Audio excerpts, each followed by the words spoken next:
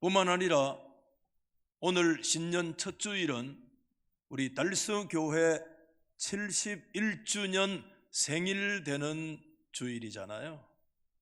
그동안에 주의 몸된 교회를 위해서 섬겨왔고 헌신하셨던 모든 분들의 그 희생과 헌신에 진정한 경의를 표하고, 오늘 한자리에 함께 하지를 못했지만 흩어있는 우리 모든 달서의 가족들에게 진심으로 축하의 말씀을 아울러 드립니다.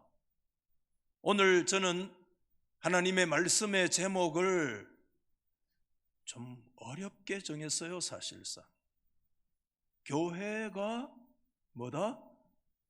희망이다. 좀 용기가 필요하더라니까요. 왜 이 제목을 정하는데 내가 용기가 필요하지 스스로 좀 질문을 던지게 만드는 그런 제목이었습니다. 그 앞에 다른 한자를 더 붙일까? 그래도 교회가 희망이다 라고 얘기를 할까? 그래도 라고 하는 것이 안 맞다. 단지 교회가 희망이다 라고 말하는 게 옳다. 한참 제목을 두고도 생각을 하게 되어졌는데, 두 가지 면에서 좀 용기가 필요한 제목이었는데, 우리가 하나는 정말 우리 현재 한국교회 사회 속에서 한국교회가 과연 이 사회와 우리들의 희망인가 하는 질문이죠. 희망은커녕 교회가 우리 이웃과 사회에 걱정거리라도 되지 않으면 좋겠다라고 하는 것이 현실적인 사회의 바람인 것을 우리는 일면 느끼고 있지 않습니까? 지금 교회 주변에 있는 분들이 어느 교회를 막론하고 교회 때문에 염려하고 걱정하는 그런 분들이 굉장히 많이 있어요, 사실. 그래서 지난 주말에 우리 교회 주변에 뺑 돌아가면서 사시는 분들, 그들의 가정 형편 여하에 막론하고 우리가 그동안에 준비했던 뭐죠? 이 사랑의 라면 상자를 한 상자씩 이렇게 다 이렇게 정성스럽게 저희들이 돌려드렸어요. 그런데 라면 상자만 돌려드리지 않고 그게 제가 좀 처음으로 A4 용지 한 장 빡빡하게, 그래서 이 장문에 우리 이웃들에게 드리는 정말 제 마음을 담아서 드리는 그런 편지를 함께 동봉해서 그렇게 나누어 드렸는데, 편지의 내용은 뭐 앞뒤 다 떼고 나면 핵심은 사실상 요즘 교회발 확진의 이 집단적인 확산의 문제 때문에 교회 주변에 있는 분들이 얼마나 사실상 걱정이 많으시냐. 여러분들이 걱정하는 거 목사인 저도 우리 달서교회 성도들도 사실상 잘 알고 있고, 교회 때문에 그런 염려한다라고 하는 것 생각하면 우리들의 마음도 굉장히 사실상 아프다. 지난해 2월 23일 이후에 우리 정부의 방역의 지침에 따라서 정말 이웃의 이 한 분 한 분의 생명과 건강을 지키는 것이 예수 그리스도의 그 정신을 우리가 추구해 나간다는 사실을 우리가 자각하고 우리도 최선을 다해서 그런 노력을 기울이고 있다. 그렇기 때문에 너무 염려하지 마시고, 또 여러분들도 최선을 다해서 방역하시고 건강한 삶을 사시면 좋겠고, 또 우리가 교회가 있기 때문에 여러분들의 삶 속에 크고 작은 어려움들이 있으면 우리 서로 좀 연락해서 서로가 협력하고 도울 수 있는 그런 데까지 우리가 최선을 다해서 서로 함께 섬겨나가는 그런 지역사회와 교회가 되면 좋겠다라고 하는 그런 마음을 담은 편지를 제가 보냈어요. 제가 직접 전화 받지는 못했지만 우리 교역자들이 여러분들이 그분들이 전화를 교회에 주셨어요. 그래서 라면도 고맙지만 사실상 라면보다도 그 마음 담은 그런 편지, 그래도 교회가 우리들의 어려움을 그래도 이해하고 있구나 하는 뭔가 조금이라도 좀 통한 듯한 그런 말씀들을 교회에 감사의 전화로 해 주셨다라고 하는 그런 보고를 제가 받은 바가 있어요. 여러분, 뭘 뜻하고 있습니까? 정말 오늘 교회 주변에 정말 이 얼마나 교회 때문에 오늘 이 시대에 많은 사람들이 염려하고 있는지 모른다. 과연 교회가 오늘 우리 시대의 진정한 희망이 되어지고 있는가? 질문을 던지지 않을 수 없어요. 또 하나는 이 제목이 좀 용기가 필요한 것은 희망이라는 단어가 오늘 이 시대에 얼마나 사람들에게 매력적인 단어인가. 희망이라고 하는 단어가 굉장히 우리가 살고 있는 이 현실과 좀 동떨어진, 어쩌면 희망의 이 비현실성에 대한 그런 문제들 때문에 좀 희망이라는 단어를 끄집어내기가 좀 용기가 필요한 그런 시기가 아니냐. 어제 우리 교회 어느 한 청년의 페북에 사진 한 장하고 글 한두 줄이 올라왔는데, 영하 7도에 사람들이 쭉 길을 길게 서 있는 것을 보면서 뭐지 하고 궁금해서 갔더니 무슨 줄이겠어요? 뭐 살려고요? 로또 살려고. 영하 7도에 토요일 날 로또 팝니까? 뭐 저는 잘 모르겠는데, 그래서 그 사진을 찍어 올렸는데 그 사진의 줄을 보니까 줄이 끝도 없어요. 굉장히 추운, 영하 7도라고 적어 놨더라고.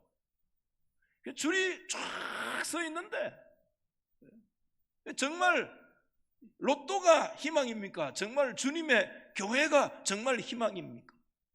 어떤 분은 로또를 사서 한 주간 그게 그래도 기대감 있죠. 이 기대감, 이게 되든 안 되든 막 그거는 그 다음이 문제고, 그걸 사가지고 한 주간 그래도 뭐죠?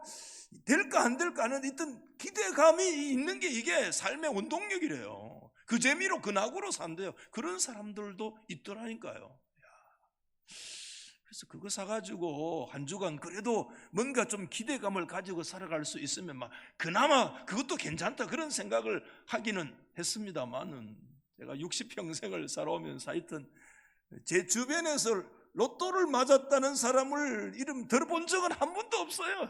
중학교 정도만 정상적으로 수학 공부를 한 사람이라면 뭐 로또 사서는 안 되죠. 그래서 뭐 그거라도 사가지고 뭐 그래도 한 주간 희망이라도 가질 수 있으면 뭐 그나마 그것도 뭐 나름대로 의미가 있지 않겠나 그런 생각을 가져보게 되어지면서, 여러분, 오늘 이러한 현실 속에서 정말 과연 교회가 희망일 수 있는가라고 하는 거예요.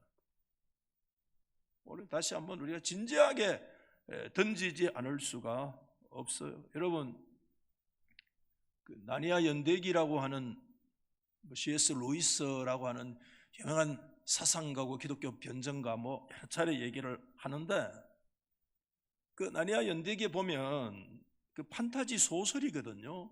그런데 거기에 뭐가 하나 등장하는가 하면 아주 묘한 옷장 알죠? 옷 걸어가지고 이렇게 거는 옷장 하나가 등장하거든요. 그 보기에 보면 그 옷장은 뭐 여느 다른 옷장과 다를 바가 전혀 없어요. 그저 문 열고 그 옷걸이에 옷을 이렇게 걸어 놓을 수 있는 그런 평범한 옷장인데, 뭐냐 하면 알고 보니까 정말 놀랍게도요, 그 옷장이 바로 뭐냐 하면 새로운 세계로 들어가는, 새로운 세계로 통하는 그 옷장이 문이었어요.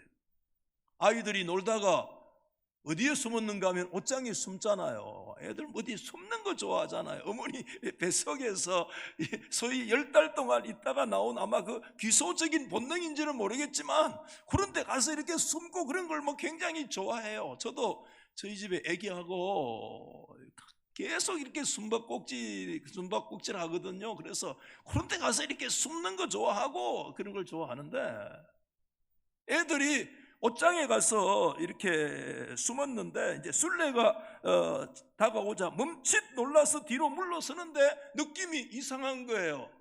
뒤로 물러서면 뒤에 옷걸이에 옷이 닿아야 되는데 물러섰는데 나뭇가지가 느껴지고, 언뜻 밑에 바닥을 보면 옷장 바닥이 보여야 되는데 옷장 바닥이 보이지 아니하고 하얀 눈밭 스론이 보이는, 쉽게 말하면 전혀 그 옷장으로 들어와서 전혀 다른 세계로 지금 들어오게 되어졌다고 하는 게, 이게 이제 나니아 연대기에 나오는 판타지 소설의 이제 그런 이야기예요. 왜 제가 오늘 이 말씀을 준비하면서 그 생각이 났는가 하면, 오늘 우리 동네 안에도요, 우리 지역 안에, 우리의 삶의 현장 안에도 사실상 그런 옷장이 있다는 것을 좀 말씀을 드리고 싶어요. 겉보기에는요 굉장히 평범해요. 애들이 놀기 그냥 뛰어놀 수 있는 그런 장소고요. 근데 뭐 그저 그냥 있는 그런 하나의 빌딩일 수도 있고, 그런 하나의 그 위치하고 있는 하나의 그런 장소요, 그런 공간일 수도 있는데, 그게 사실상 알고 보니까 그게 바로 뭐냐 하면 하늘로 통하는 문이더라는 거예요. 하늘로 통하는 문이더라는 거예요. 여러분, 그 옷장 이름이 뭔 줄 아시죠? 그게 뭐죠? 그걸 두 자로 뭐라고 그래요? 그걸 교회라고 그래요. 교회가요. 여러분, 오늘 우리가 이 마태 16장의 말씀 너무나 유명한 말씀이고 여러분들이 정말 익숙한 그런 말씀이지만, 여러분 오늘 예수님께서 하신 말씀, 오늘 19절 말씀을 보시면 이렇게 말씀하셨어요. 내가 천국의 열쇠를, 베드로 말씀, 너에게 주리니 네가 땅에서 무엇이든지 매면 하늘에서도 매일 것이요, 네가 땅에서 무엇이든지 풀면 하늘에서도 풀릴 것이다. 여러분, 암송할 수 있는 말씀이잖아요. 너무나 그냥 잘 알기 때문에 사실상 이 단어가, 이 구절이 그냥 너무 그냥 쉽게 지나갈 수 있는 구절이, 이 구절을 다시 가만히 들여다보니까요, 이 보통 구절이 아니에요. 사실 굉장히 중요한 두 가지 단어가 언급되어져 있는데, 그게 뭐냐 하면, 여러분 한번 받아해 보십시오. 가정에서도 땅, 뭐라고요? 땅이라는 단어, 그리고 땅이라는 단어와 함께 또 한 단어가 있어요. 그게 뭐죠? 하늘이라는 단어. 땅과 하늘, 이 단어를 여러분 좀 주목해 보신 적이 있습니까? 너희가 땅에서 매면 하늘에서도 매이는 역사가 일어날 거고, 땅에서 풀면 하늘에서도 풀리는 역사가 일어나게 될 것이다. 이게 뭐냐 하면, 땅에서 매고 푸는데 그게 놀랍게도 어디로 연결되어 있는가 하면 그 일이 하늘에서 일어나는 영적인 일과 연결되어 있다는 사실을 우리 가운데 가르쳐주는, 이거보다 더 소중한 영적인 문제를 우리 가운데 보여주는 성경 구절이 또 있겠나 할 정도로 굉장히 소중한 구절이라는 깨달음이 이번에 다시 오게 된 거예요.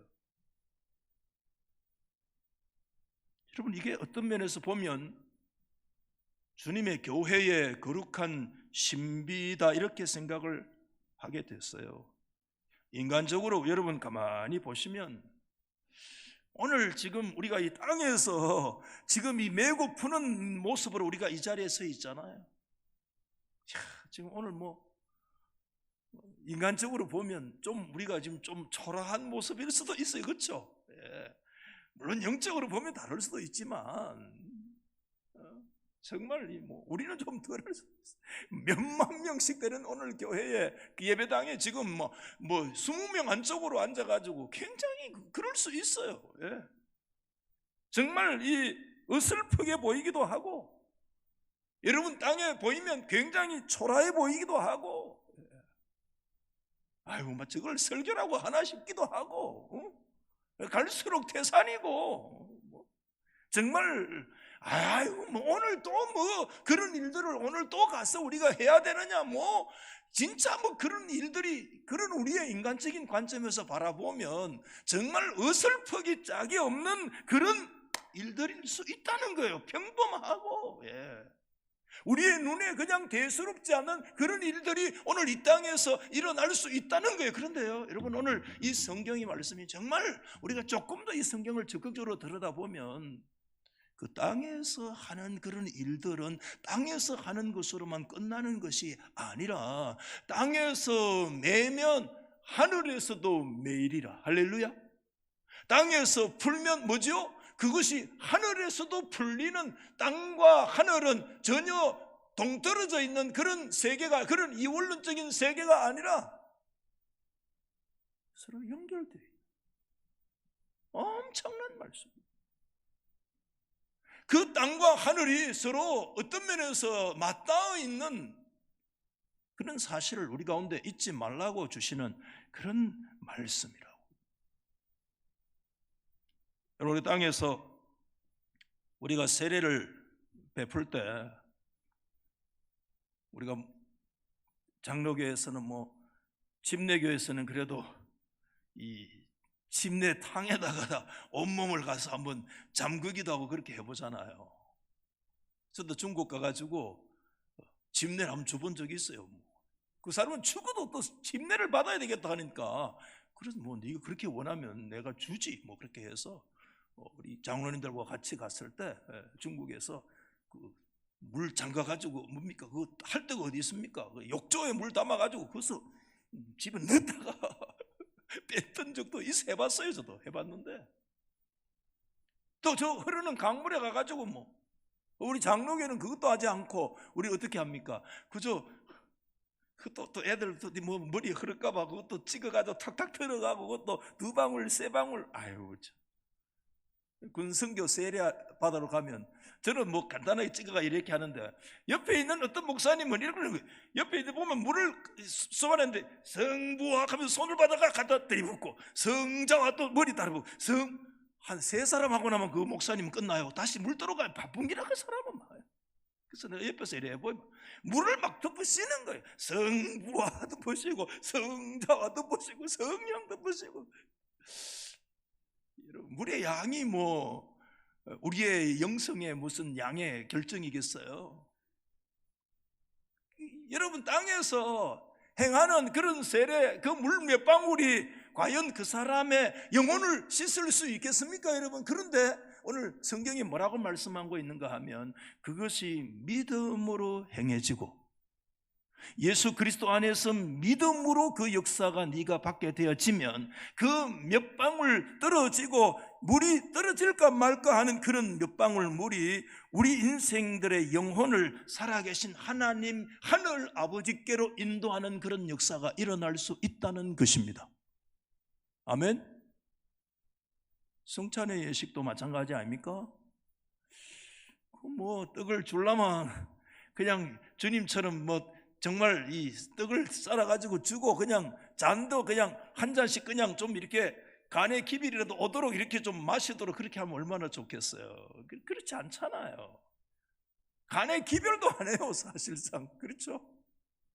그러나 여러분, 굉장히 그런 면에서는 형식적인 것 같고, 꼭 이렇게 한참 하다 보면 매너리즘에 빠져가지고 꼭 이 일을 계속적으로 해야 되느냐 말아야 되느냐 하는 그런 생각들이 무덤덤하게 우리 속에 다가올 때가 많이 있는 것 사실이지만은요, 그러나 믿음으로 받으면 정말 그 하나님 앞에서요, 그 떡과 잔이 우리의 영혼에 영원한 생명을 공급하는, 어디에서요? 하늘의 역사를 일으키는 거룩한 일들이 일어나게 된다는 사실이에요. 그래서 여러분, 오늘 이 성경 말씀이 우리 가운데 말씀해 주고 있잖아요. 예수님께서 네가 땅에서 매면 하늘에서도 매일 것이요, 땅에서 풀면 하늘에서도 풀리게 되어질 것이다 라고 우리 가운데 말씀해 주고 있다는 사실. 그러므로 우리가 이 땅에서 하는 하나님의 교회를, 여러분들, 오늘 제가 첫 주지만은 이런 말씀을 드리고 싶어요. 교회를 가벼이 여기지 마시기를 바랍니다. 교회를 가볍게 여기지 마세요. 특별히 오늘 우리 앞에 장로님들 계시고 교육자들 계시는데요, 목사인 저 자신을 위시해서요, 우리 교회의 지도자들이 특별히 이거 더 하나님 앞에요 더 심각하게 생각해야 돼요. 왜냐하면 모든 게 이제 좀 익숙해지면 이 서양 속담에 무시한다는 말이 있거든요. 인간적인 거 하나님의 신적인 팩터를 우리 가운데 빼버리면 오늘 이 땅에서 메고 푸는 이 하는 모든 일들이 단지 하나의 의식에 불과하고 어설프게 불과하고 단지 다른 사람과 비교해보면 그냥 초라하기 짝이 없는, 내가 볼 때 이거 뭐 설교 절에하려면 치아뿌락할 정도의 그런 일들이 우리 속에 일어나는 것 같고, 이게 뭐 도대체 여기에 뭔 능력이 있겠나 싶은 그런 일들이 우리 속에 일어날 때가 쉽고, 그렇게 우리 가운데 보일 때 그때 조심해야 돼요. 그때 도를 넘어요. 그때 주제를 넘어요. 우리가요, 하나님의 교회를 우리가 가벼이 생각하지 마세요. 겉모습을 바라봐도 흐름해도, 모인 사람들이요 흐름하던 사람들이 모여도, 허리가 꼬꾸러진 할배 할아버지들이 모여도, 여러분 하나님의 교회를 가벼이 보지 마시기를 바랍니다. 왜냐하면 그 교회는 바로 하늘로 통하는 하나님께서 세우신 문이기 때문에 그래요. 그 흐름하게, 정말 흐름한 사람들이 모여가지고 정말 어설픈 그런 일들이 이루어지는 것 같아도, 그 이루어지는 그런 모든 역사가 뭘 이루어가느냐 하면 그게 땅에서의 역사로 그치는 것이 아니라 그게 뭐와 연결되어 있냐면 하늘의 역사와 연결되어 있다는 사실을 오늘 우리 가운데 말씀을 하시고 있다는 거 우리가 잊어서는 안 돼요. 그러므로 교회는 땅에서 하늘로 연결되는 뭐냐 하면 이 브릿지예요. 다리예요. 지극히 존귀하신 하나님께서 계신 곳이 하늘이라고 한다면, 비천한 땅에서 그 주님이 계시는 하늘로 통할 수 있는 그런 통로, 그런 문들, 그런 다리가 있다고 한다면 그게 바로 뭐냐 하면 그게 바로 주님께서 세우신 주님의 교회라는 사실을 우리가 놓쳐서는 안 됩니다. 그렇다면 여러분, 어떻게 교회가 하늘로 통하는 거룩한 다리가 될 수가 있는가? 어떻게 땅에 있는 비천한 우리가 하나님께서 계시는 거룩한 하늘과 연결되어질 수가 있는가? 여러분 스스로 한번 질문을 던져보십시오. 우리 지금 땅에 있잖아요. 말씀드린 것처럼 우리 나름대로의 초라한 모습들이 우리 속에도 있잖아요. 하늘에 계신 하나님에 비하면 우리는 좀 낮고 비천한 존재들이잖아요. 우리는 사실상. 그런 우리가 어떻게 하늘에 계시는 하나님과 우리가 어떻게 연결되어 있을 수 있을까? 땅에서 난 존재가 어떻게 헤븐리 빙, 하늘의 존재로 우리가 거듭날 수 있을까? 어떻게 그렇게 되어졌을까? 여러분, 그것을 알 수 있는 굉장히 중요한 단서가 오늘 17절에 보면 예수님께서 이렇게 베드로에게 말씀을 하셨어요. 대답하여 이르시되 바 요나 시몬아, 네가 복이 있도다. 이를 내게 알게 하니는 혈육이 아니요 하늘에 계신 내 아버지시니라. 그런 말씀이 있잖아. 이 말씀 역시 너무 우리가 잘 알아서 지나치기 쉬운 말씀이거든요. 여러분, 이 말씀을 가만히 보면 어떻게 땅에서 난 존재가 하늘에 계시는 하늘 아버지와 연결되어지는가를 우리 가운데 매우 알려주는 중요한 키가 있다고 저는 그렇게 생각이 되어져요. 역시 여기 가운데 두 가지 개념이 있는데, 하나는 바요나 시몬, 바요나 시몬이 있고요, 하늘에 계신 아버지가 나와요. 바요나 시몬이 뭐죠? 바요나, 요나의 아들 시몬. 시몬 베드로의 아버지가 요나예요. 요나. 그래서 여러분, 요한은 요한의 아들 시모나도 나오고 바요나도 나오는데, 요한은 헬라식이고 요나라고 하는 것이 아람어식이라 그렇게 얘기를 하는데 사실상 같은 뜻이죠. 요한의 아들 시모나, 바요나, 시모나 같은 뜻이죠. 예. 여기에서 이 중요한 게 뭐냐면, 바요나, 베드로가 어떤 존재냐? 그는 바요나예요. 요한의 아들, 요나의 아들로 태어난 한 존재, 한 인간 존재, 시몬에 불과한 존재라는 거예요.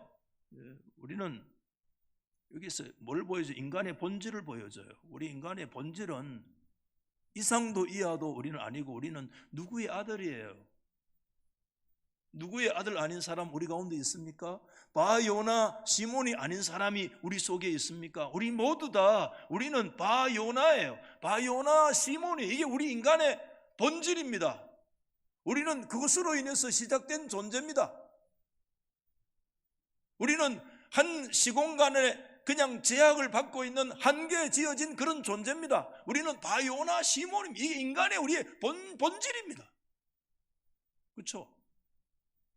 전 저희 아버지 아들이에요. 누구의 아들로 살아가는 거예요. 태어났어요. 근데 여러분, 그 다음에 덧붙여지고 있는 이 말씀을 가만히 들어보면 굉장히 신묘한 말씀이 덧붙여지고 있는데, 이렇게 예수님 말씀합니다. 바요나, 시모나, 네가 복이 있다, 그렇게 말씀하시고 나서 그 다음에 이런 말씀합니다. 이것을 너에게 알게 하니는 뭐죠? 혈육이 아니야. 혈과 육이 인간적으로 되어진 게 아니라는 겁니다, 이게. 그러면서 하늘에 계신 내 아버지시다, 이렇게 말씀하고 계세요. 예.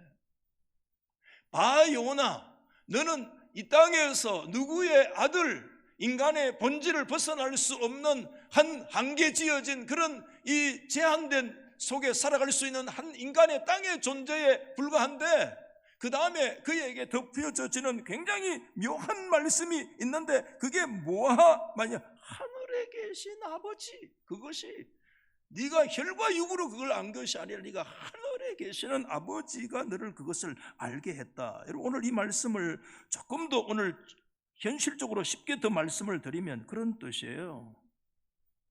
여러분, 가정에서 우리 같이 한번 받아하십시다. 베드로야, 너에게 하나님께서 다녀가셨다. 목사님, 그게 뭡니까? 더 어려워지네요. 여러분, 바요나, 시모나, 네가 복이 있도다. 이것을 너에게 알게 하니는 혈육이 아니야. 하늘에 계신 내 하늘의 아버지. 어떻게 네가 그런 역사가 일어나게 되었니? 바요나, 시몬이 어떻게 하늘에 계신 아버지와 연결되어지는, 이게 뭘 얘기하는 거예요? 이 세상에 태어나 바요나, 시몬으로 살아가는 한 인간이지만 그를 누가 찾아오셨는가 하면 하나님이 찾아오신 거예요. 하나님께서 만나 주신 거예요. 저와 여러분요, 우리는 본질적으로 바요나죠. 이 세상에 바요나, 전부 다 이 세상에 바요나, 시몬의 이 세상에 사람. 여러분, 오늘 저와 여러분들, 우리의 현실 속에 우리가 살아가지만 저와 여러분 어떤 존재인가 하면 꼭 기억하십시오. 하나님께서요, 저와 여러분들 찾아오셔서 하나님이 만나 주신 하나님의 백성들인 줄 믿으시기를 바랍니다. 이게 하나님의 사람들이에요.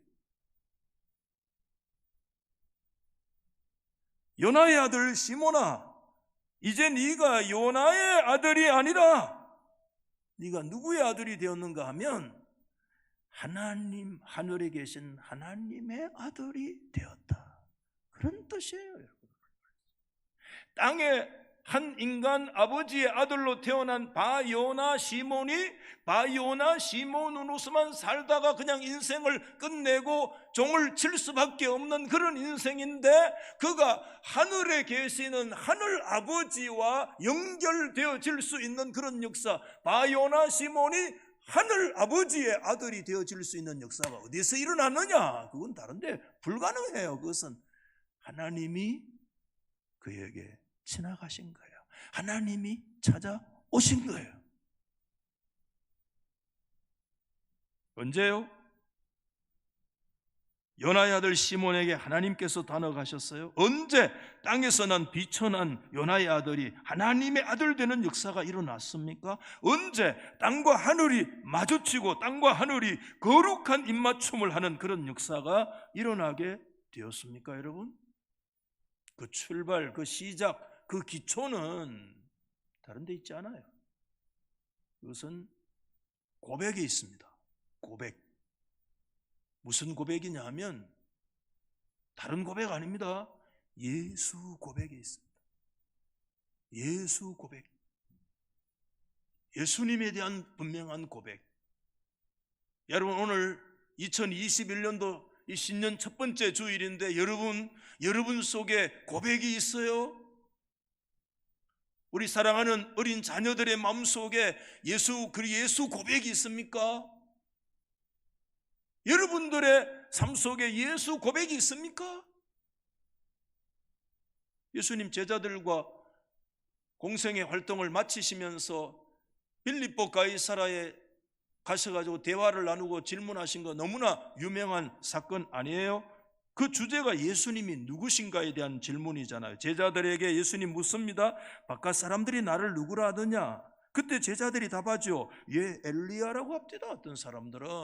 어떤 사람은 저 바깥의 사람은 예수님 보고 예레미야라고 합니다. 심지어 어떤 사람은 세례요한 얼마 전에 죽었는데 이게 세례요한이란 죽은 세례요한이 다시 살아난 게 예수다, 이렇게 말하는 사람들도 있었다는 거예요.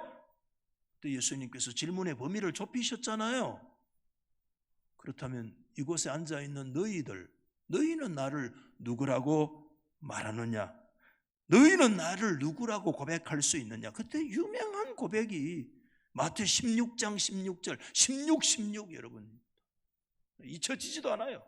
첫 번째 복음서 마태 16 시몬 베드로가 대답하여 가라사대, 과거에 가라사대 그렇게 암송했기 때문에 주는 그리스도시요 살아계신 하나님의 아들이십니다. 주님은 우리의 구원자 그리스도며 주님은 살아계신 하나님의 아들이십니다. 그럴 때 그 고백 위에 예수님께서 말씀하는 거, 그 다음에 이런 바 요나 시몬아, 네가 복이 있는데 이것을 너에게 알게 하니는 혈육이 아니요 하늘에 계신 내 아버지시니다 라고 말씀을 하셨다는 거 우리가 잘 기억하고 있습니다.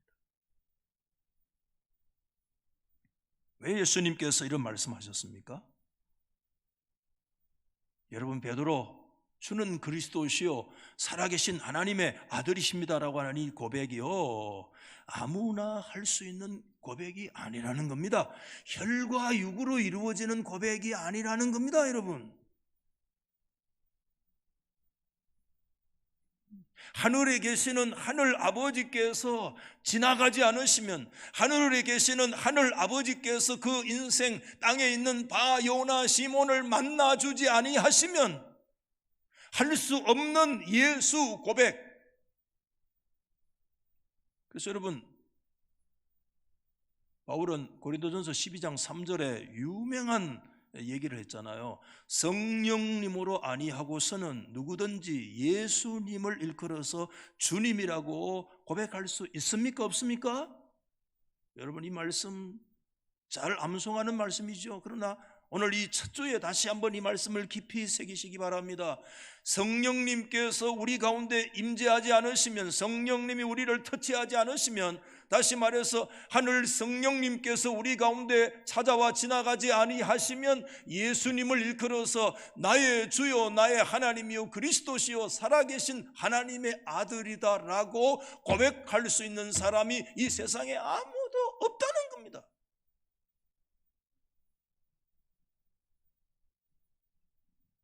여러분, 주님 베드로에게 말씀했습니다. 베드로야, 오늘 하나님이 너를 다녀가셨구나, 그런 뜻이에요. 그게 네가 복이 있구나.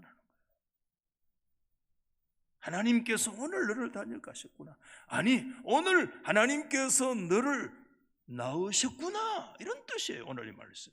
이제부터 너는 지금까지 요나의 아들 바요나 시몬이지만 이제부터는 너는 하나님의 아들이 되었다. 하나님의 아들로 다시 태어났다. 하나님의 가족이 되었다. 하나님을 아버지로 모시는 하나님의 아들이 되었다. 야, 놀라운 말씀. 그 정표가 뭐냐? 하나님이 다녀가신 정표가 뭐냐? 주는 그리스도시요 살아계신 하나님의 아들이십니다. 네가 그렇게 고백한 것은 너의 혈육이 아니야. 하나님이 너를 지나가셨기 때문에, 성령님이 너를 만져주셨기 때문에, 하나님께서 너를 다녀가셨기 때문에 네가 하나님의 아들로 다시 태어난 거야 라고 오늘 우리 가운데 이 말씀을 주시고 있는 거예요.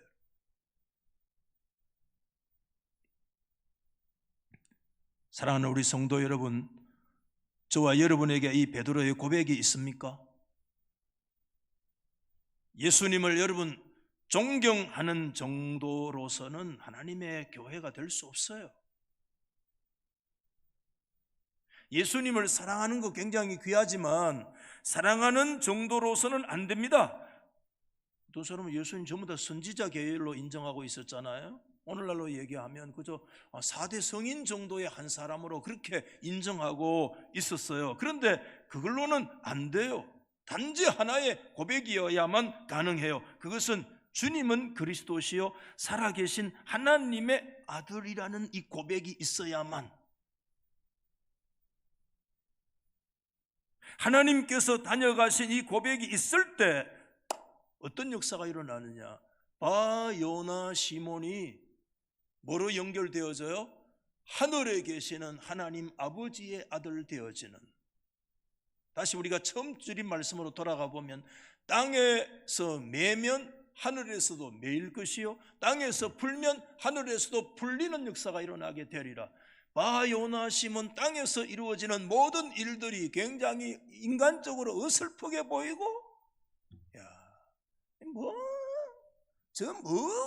저 속에 뭐가 있겠나 싶은 그런 역사가 일어나게 되지만, 그러나 그 속에 성령님의 역사 속에서 땅의 역사가 하늘로 연결되어지는 이런 거룩한 역사가 일어날 수 있는, 교회는 어떤 곳인가?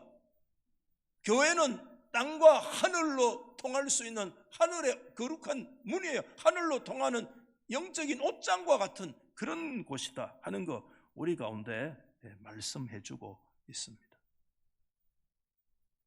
말씀을 정리하면서 우리 주님께서 주신 마지막 약속의 말씀을 여러분 오늘 18절 말씀에 보면, 또 내가 내게 이르노니 너는 베드로라. 내가 이 반석 위에 내 교회를 세우리니 엄부의 권세가 이기지 못하리라.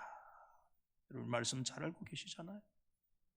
여기에서 반석이라고 하는 말, 오늘 쉽게 얘기하면, 오늘 우리로 얘기하면 바위를 말해요. 사실상 거센 도전 앞에서도 흔들릴 수 없는 바위 말씀하고 있는 거예요. 굉장히 강한 표현이죠. 왜 예수님께서 반석이라고 하는 사실 강력한 그런 표현을 사용하고 계실까? 그것은요, 오늘 이 말씀 내용을 가만히 들여다보면 그 속에 뭐가 있는가 하면, 그게 교회의 적대적인 세력이 그만큼 강력하다는 사실을 전제해서 이 말씀을 주시고 있다는 거예요. 여러분, 예수님께서 말씀하고 계시잖아요. 내가 이 반석 위에 내 교회를 세우리니 엄부의 권세가 이기지 못한다. 여러분, 엄부의 권세가 뭐죠? NIV 영어 성경만 놓고 봐도요, Gates of Hades라고 얘기하고 있어요. 하데스가 뭐죠? 하데스라는 말은 지옥이라는 뜻이에요. 복수로 지옥의 문들, 지옥으로 들어가는 문들이 굉장히 많아요. 여러분, 이 굉장히 의미 깊은 말씀이에요.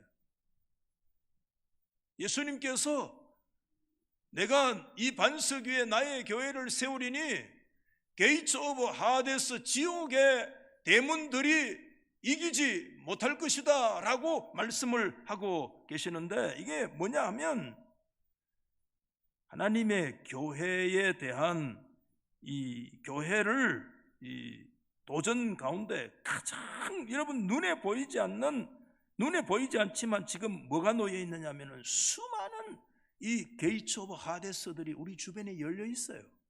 오늘 이 세상 가운데 이게 열려 있어요. 여러분, 수많은 열린 문들이 이게 엄부의 권세라는 말을 밑에 여러분 주석 달린 성경을 보면 그 권세가 큰 대자 문문자 대문이라고 되어 있잖아요. 예수님께서 말씀하셨죠. 넓은 길로 가는 사람들 많다. 천국으로 생명에 가는 길은 좁다고 얘기했어요. 엄청나게 넓은 길들이 그게 뭐냐 하면 그게 지옥으로 들어가는 게이츠 오브 하데스예요. 지옥의 문들이요, 이게 한두 가지가 아닙니다. 지금 우리 교회의 주변으로 지옥의 문들이 꽉 열려 있어요. 여러분, 강력한 도전입니다. 우리 눈에는 안 보여요. 그게 영적인 문이에요. 예수님은 그 문들을 보고 계시는 거예요. 이 지옥의 문들이 엄청나게 하나님의 교회를 도전하고 그렇게 있습니다만은 주님께서 말씀하시죠.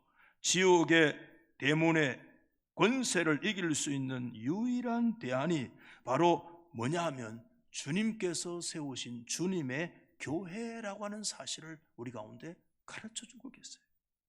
여러분, 교회는 위대한 것입니다. 왜냐하면 교회는 지옥의 권세와 대문을 이길 수 있는 주님이 이 땅에 세우신 사실상 유일한 대안이기 때문에 그래요. 지옥의 세력을 이길 수 있는, 사망은 생명으로만 이길 수 있습니다. 사망의 권세를 이기시고 생명 가운데 부활하신 예수 그리스도 주님만이 이 지옥의 대문의 세력을 이길 수 있는 분이 주님이시라는 사실을 우리 가운데 가르쳐주고 계세요. 여러분, 현실적으로 교회는 들여다보면 굉장히 약합니다. 인간적으로 굉장히 약해요, 교회. 그래서 여러분, 약한 사람들이 모여 있기 때문에 교회는 진짜 어떻게 인간적으로 보면 염증을 느낄 만할 정도로 수많은 상처를 주고 상처를 받아요. 그게 교회라요. 사람들은 그 인간적인 관점만 바라보면서 그것 때문에 실망하고 좌절하고 교회를 등지는 사람들이 얼마나 많은지 몰라요. 근데 교회의 영광스러운 면을 보지 못하기 때문에 그래요. 오늘 주님께서 말씀하고 계세요. 땅에서 메고 푸는 것, 인간적으로 땅에서 하는 것들을 바라보면 굉장히 어설퍼요. 저기서 무슨 역사가 일어나겠나 싶어요. 그런데 그것으로 끝나는 게 아니라는 거예요. 그 교회는 바로 어디로요?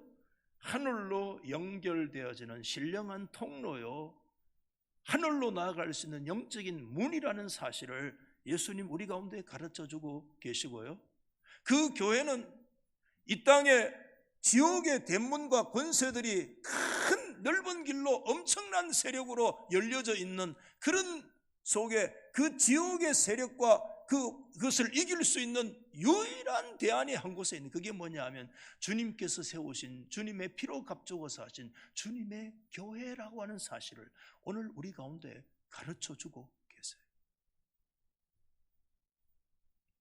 우리 사랑하는 성도 여러분, 그런 면에서 교회가 뭐죠? 희망이에요. 그래도 교회가 희망이 아니에요. 교회만이 희망이에요. 한번 아멘 하십시다.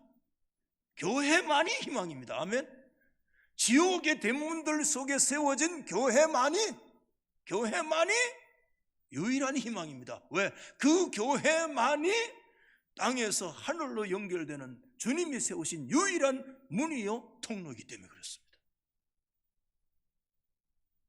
그래서 여러분, 말씀을 마치면서 저는 다시 여러분들에게 말씀을 드리고 싶어요.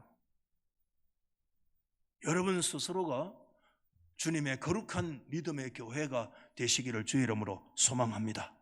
더 거룩하고 신령한 교회로 세워지시기를 바랍니다. 아멘이죠? 여러분 스스로 더 거룩하고 인격적이고 더 믿음의 교회로 세워지시기 바랍니다. 신앙생활 오래 하신 분들 여기 다 계시잖아요. 굉장히 위험한 요소가 누구 때문에 있는 게 아닙니다. 지금 우리 안에 가장 위험한 신앙의 방해 요소가 이미 우리 안에 들어와 있습니다.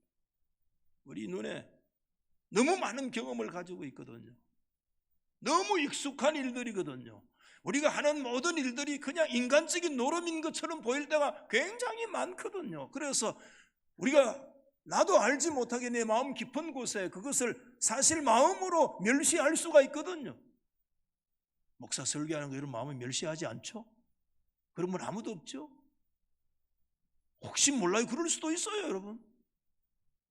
우리가 드리는 찬송 혹시 내 마음에 나도 모르는 사이에 매너리즘에 빠져서 멸시할 수 있어요. 가벼이 여길 수 있어요.